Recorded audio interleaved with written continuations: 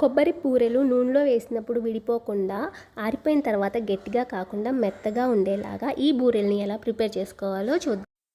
తినే బియ్యం కాకుండా రేషన్ బియ్యం తీసుకోండి. వాటిని 4-5 సార్లు బాగా కడిగేసుకొని నీళ్ళు పోసేసి 12 గంటలు కంపల్సరీగా నానబెట్టుకోవాలి. 12 గంటలు అయిపోయిన తర్వాత 12 తర్వాత అయినా నానొచ్చు, కానీ 12 గంటల లోపు అయితే కనుక బియ్యం నానవు, బూరెలు అనేవి మెత్తగా రావు. సో బాగా మళ్ళీ 2-3 సార్లు కడిగేసుకొని ఒక 5 నిమిషాలు వడబొట్లో వేసుకొని పక్కన పెట్టేసేయండి. తర్వాత ఒక కాటన్ క్లాత్ పరిచి దాని మీద బియ్యంని ఆరబెట్టుకోండి. ఒక 5 నిమిషాలు సరిపోతుంది. ఫ్యాన్ లేకుండా ఆరబెట్టుకోండి. ఇప్పుడు ఈ బియ్యంని మరకించుకోవాలి. మర నుంచి బియ్యం వచ్చేలోగా దీనికోసం కొన్ని ప్రిపరేషన్స్ ఉన్నాయండి. అవేంటంటే, ఇక్కడ నేను కేజీ బెల్లానికి చూపిస్తున్నాను. అరచిప్ప కొబ్బరి అయితే సరిపోతుంది. దాన్ని తురుము చేసుకొని పక్కన పెట్టుకోండి. కొన్ని యాలుక్కాయలు దంచేసి పక్కన పెట్టుకోండి. బియ్యం అయితే కనుక కేజీ బెల్లానికి 2 కేజీలు నానబెట్టుకోండి. ఇప్పుడు బెల్లం తీసుకొని ఇందులోకి 3 పెద్ద గ్లాసుల వాటర్ పోసుకోండి. అంటే 3/4 లీటర్ వాటర్ పోసుకొని బెల్లం కరిగేంత వరకు కరిగించుకున్న తర్వాత వడబోసుకోవాలి. కంపల్సరీగా వడబోసుకోండి. బెల్లంలో నలకలు అనేవి ఉంటాయన్నమాట. దీనిని పక్కన పెట్టేసుకోండి. మర నుంచి బియ్యం పిండి కూడా రెడీగా వచ్చేసిందనమాట. సో మూత పెట్టేసుకొని పక్కన ఉంచుకోండి. పిండి అనేది ఆరకుండా చూసుకోవాలి. ఇందాక మనం కరిగించుకున్న బెల్లం గిన్నెని పెట్టుకోవాలి పొయ్యి మీద. గిన్నె అనేది మీరు కొంచెం పెద్దగా మందంగా ఉన్న గిన్నెని తీసుకోండి. ఈలోగా ఒక ప్లేట్లో వాటర్ తీసుకొని పక్కన పెట్టుకోండి. ఇప్పుడు బెల్లం దగ్గర పడిపోయింది, చూసారా?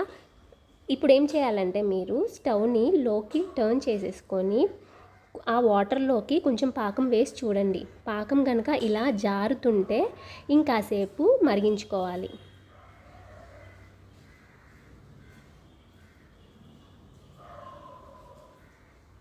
బెల్లం దగ్గర పడిపోయిన తర్వాత సిమ్లో పెట్టుకోండి కంపల్సరీగా, ఎందుకంటే పాకం త్వరగా వచ్చేస్తుంది.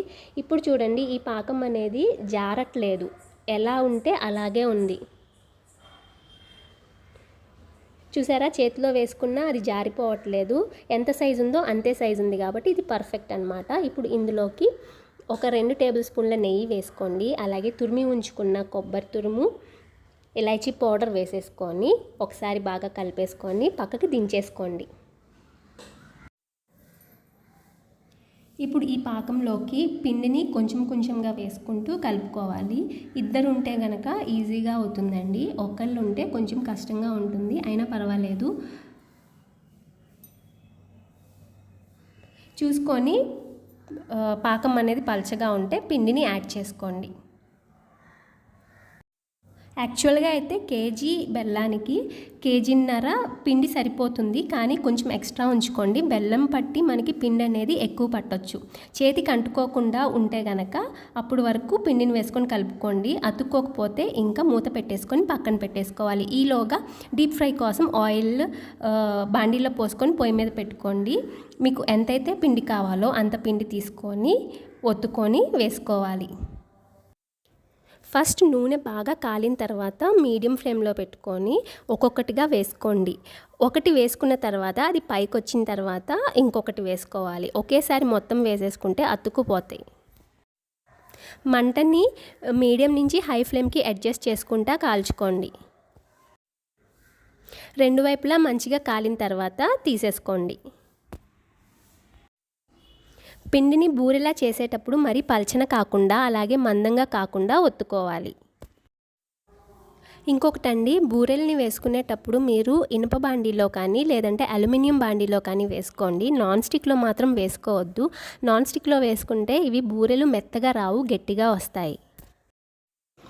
మీరు ఒకవేళ పిండి కలిపిన తర్వాత వేసుకోలేకపోతే కనుక వాటిని మీరు కాసేపు అయిన తర్వాత అయినా వేసుకోవచ్చు. లేదంటే కనుక ఈ పిండిని ఫ్రిడ్జ్లో పెట్టేసి మరుసటి రోజైనా వేసుకోవచ్చు. లేదంటే మీకు ఎప్పుడు కావాలంటే అప్పుడు వేసుకోవచ్చు. ఇదేనండి ఇవాల్టి రెసిపీ. నచ్చితే కనుక లైక్ చేయండి, షేర్ చేయండి, ఛానల్ని సబ్స్క్రైబ్ చేసుకోండి.